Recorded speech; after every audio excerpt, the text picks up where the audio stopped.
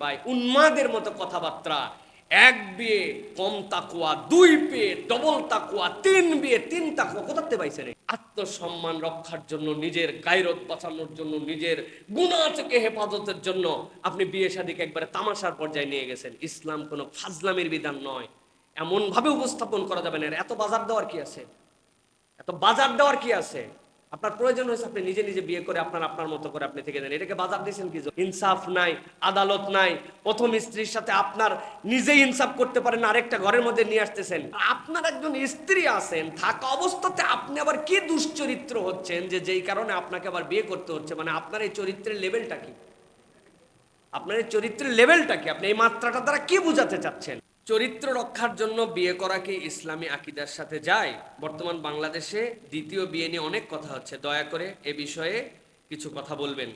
প্রিয় ভাইয়েরা, প্রথম যে বিষয় হচ্ছে যে দ্বিতীয় বিয়ের ক্ষেত্রে আপনাকে একটা বিষয় সবসময় মনে রাখতে হবে। দ্বিতীয় নয়, দ্বিতীয়, তৃতীয়, চতুর্থ আল্লাহ রাব্বুল আমিন পুরুষের জন্য যেটা বৈধ করেছেন, এক্ষেত্রে আপনাকে মনে রাখতে হবে যে এই বিয়ে যেটা আপনার আমার জন্য আমরা বলতেছি, এই বিয়ে সুন্নাত এবং এটা জায়েদা, এটা কোনো ওয়াজিব নয়, অথবা এটা কোনো আপনার জন্য উৎসাহ ব্যঞ্জক আমল নয়।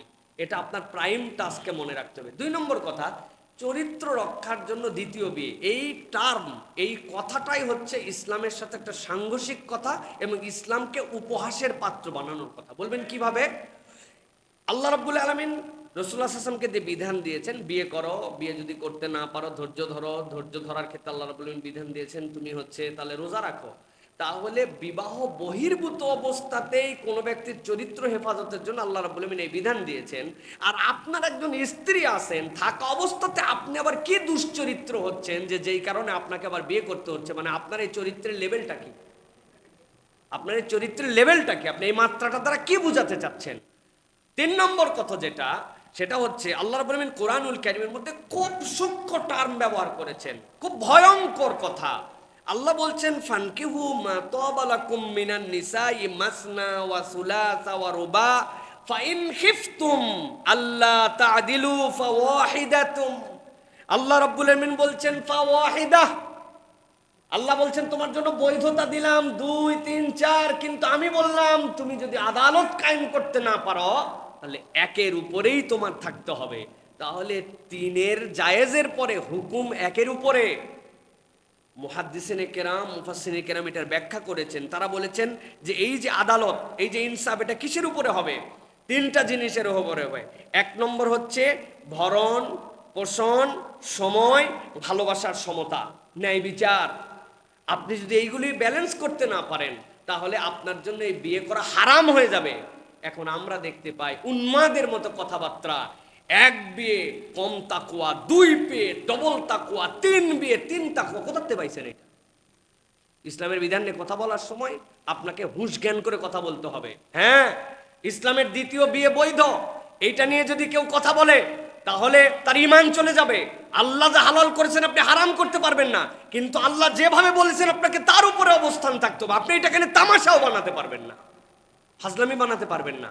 ভালো করে মনে রাখেন একটা বিষয়, এই সমাজে জেনা হয়, ব্যভিচার হয়, অনাচার হয়, জুলুম হয়, হারাম রিলেশন হয়, কঠোর এর উপরে আমাদের বক্তব্য থাকতে হবে যে হারাম রিলেশন ইসলামে বৈধ নয়, ইসলামে জেনা ব্যভিচার হারাম।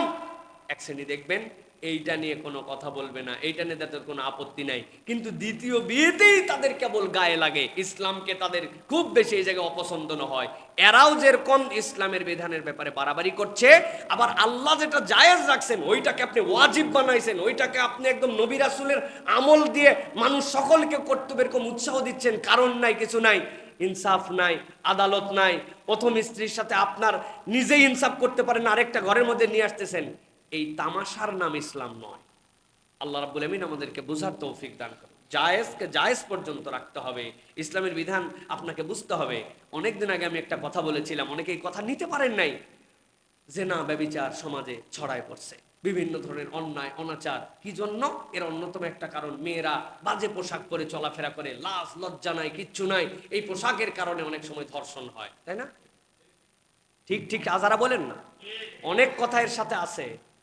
কথা হচ্ছে কোনো একটা মেয়ে ল্যাংটা হয়ে ঘুরতেছে, কোনো একটা মেয়ে নাই নাই বস্ত্র নিয়ে ঘুরতেছে, তার মানে তাকে তো ধর্ষণ করা যায় না? তো আপনাকে আল্লাহ বলছেন তুমি তোমার আত্মার পরিচয় কোথায় দিলে? সে এটা করতেছে, এটা উস্কানি, এটা হারাম, এটা অন্যায়, এটা করতে পারে না, কিন্তু তার মানে কোনো বিবস্ত্র, অর্ধ উলঙ্গ, কোনো অসামাজিক মেয়ে দেখলে আপনাকে ধর্ষণ করতে হবে নাকি? আপনাকে আল্লাহ রাব্বুল আলামিন এটার থেকে বাঁচার জন্য নির্দেশনা দিয়েছেন। আগে আপনি হেফাজত করেন নিজেকে, আপনাকে হেফাজত করতে হবে আপনার নিজে। এটা কারণ হতে পারে, কিন্তু এটা একমাত্র কারণ না। এটার কারণ দেখায় আপনি কি জায়েজ করে দিবেন নাকি সবকিছু? এখন আপনি বলতেছেন বাবা আপনার হচ্ছে নিজের আত্মসম্মান রক্ষার জন্য, নিজের গায়রত বাঁচানোর জন্য, নিজের গুনাহ থেকে হেফাজতের জন্য আপনি বিয়ে শাদীকে একবারে তামাশার পর্যায়ে নিয়ে গেছেন। ইসলাম কোনো ফাজলামির বিধান নয়, এমন ভাবে উপস্থাপন করা যাবে না। এত বাজার দেওয়ার কি আছে?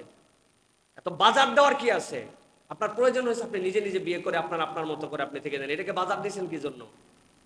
সুতরাং এর মধ্যে তৃতীয় কোনো বিষয় আছে যেটা ইসলামকে তামাশা হিসাবে মানুষের কাছে উপস্থাপন করছে। আশা করি আমার এই বক্তব্য চেক অ্যান্ড ব্যালেন্স হিসাবে বুঝবেন, কোনো পক্ষপাতের দৃষ্টিতে দেখবেন না। আল্লাহ রাব্বুল আমিন আমাদেরকে বোঝার তৌফিক দান করেন।